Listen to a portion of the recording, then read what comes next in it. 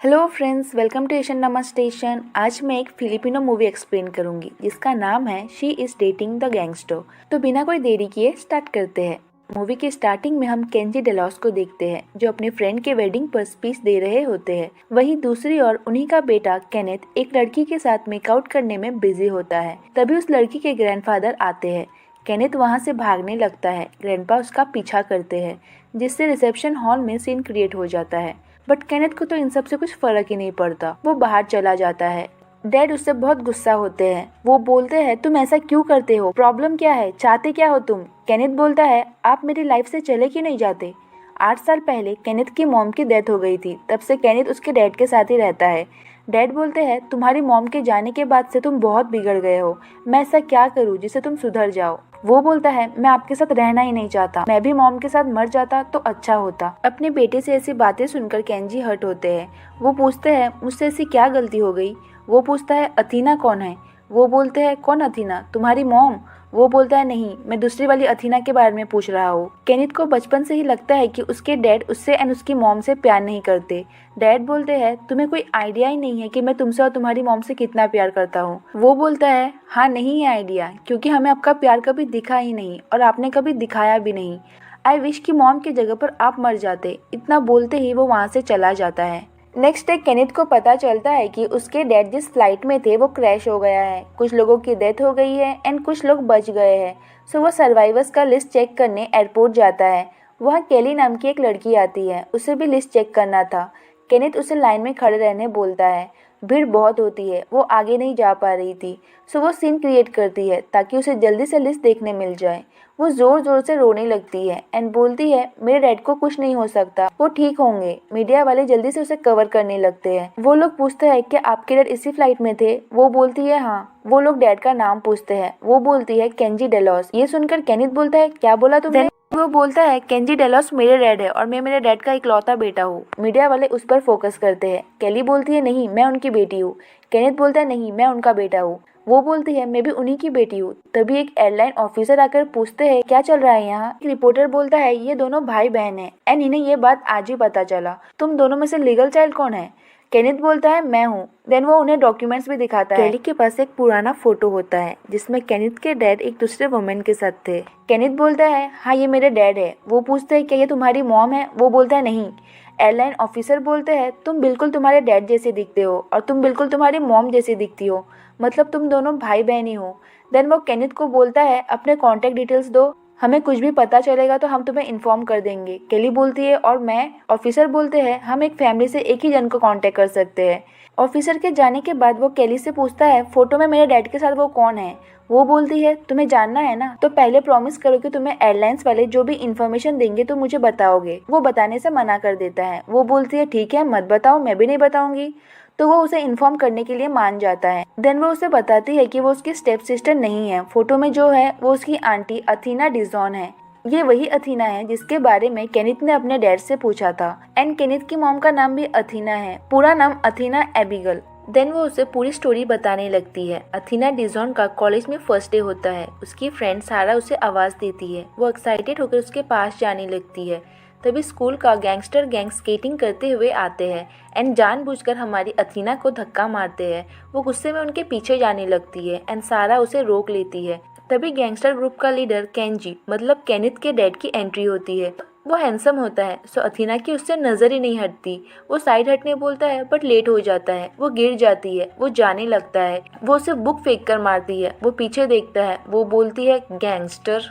वो बिना कुछ बोले अपने गैंग के साथ चला जाता है। प्रेजेंट में आते हैं। केनिथ बोलता है गैंगस्टर, मेरे डैड एक गैंगस्टर थे। वो बोलती है हाँ, कॉलेज में सभी तुम्हारे डैड से डरते थे बट एक लड़की को छोड़कर, और वो थी मेरी आंटी अथीना डिजॉन, और उन्होंने ही तुम्हारे डैड को सीधा किया है। दोनों एक दूसरे से बहुत प्यार करते थे। प्यार वाली बात सुनकर केनिथ को गुस्सा आ जाता है। वो जाने लगता है। तभी उसे उसके डैड के बारे में अपडेट्स मिलते हैं। केली बोलती है तुम्हारे डैड को मेरी आंटी से मिलना ही होगा। वो बोलता है पागल हो गई हो तुम। वो बोलती है मेरी आंट को हार्ट डिजीज है, वो मरने वाली है। मैं बस चाहती हूँ कि वो हंसते हुए इस दुनिया से जाए। मैं उन्हें हैप्पी एंडिंग देना चाहती हूँ।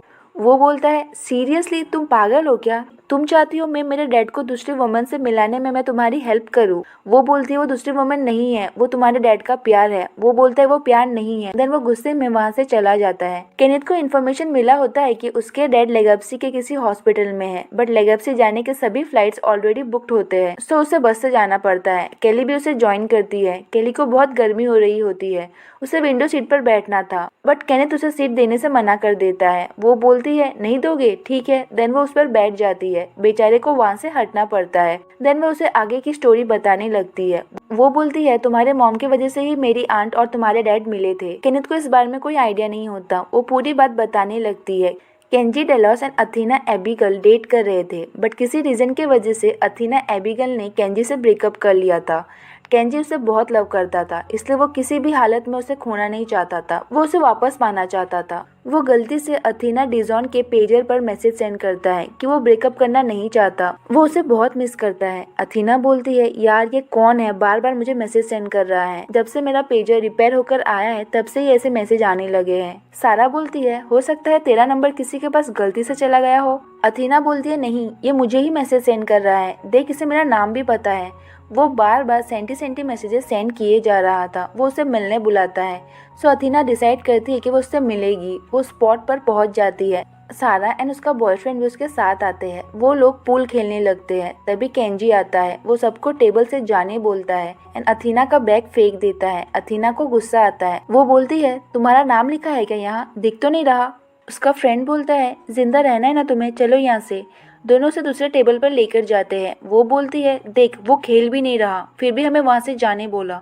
वो गुस्से में उसके पास जाने लगती है। उसका फ्रेंड फिर से उसे रोकता है एंड बोलता है don't mess with a broken heart. वो बोलती है इसकी गर्लफ्रेंड भी थी। वो बोलता है हाँ, वो भी कॉलेज की सबसे ब्यूटीफुल लड़की। वो बोलती है जरूर इसने ही बैड बिहेव किया होगा, इसलिए वो छोड़कर चली गई। वो बोलता है नहीं, केंजी तो जेंटलमैन है, वो अथीना को क्वीन की तरह रखता था, तुम्हारा नाम और उसका नाम सेम ही है। वो आगे कंटिन्यू करते हुए बोलता है वो अभी भी उससे बहुत प्यार करता है। दोनों का ब्रेकअप हुए 4 मंथ्स हो गए हैं, बट अभी भी वो उससे प्यार करता है एंड दूसरी लड़कियों की तरफ देखता तक नहीं है।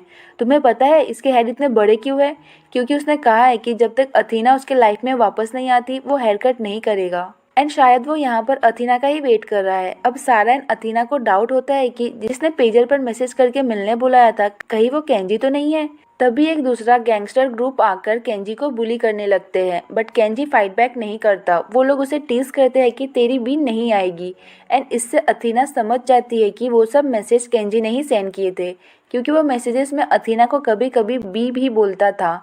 वो लोग उसे बहुत मारते हैं एंड वहाँ से जाने बोलते हैं, बट वो वहाँ से नहीं जाता क्योंकि अथीना एबिगल का फेवरेट सीट था। वो यहीं पर बैठकर उसका मैच देखती थी एंड उसे लग रहा था कि अथीना उसे मिलने ज़रूर आएगी।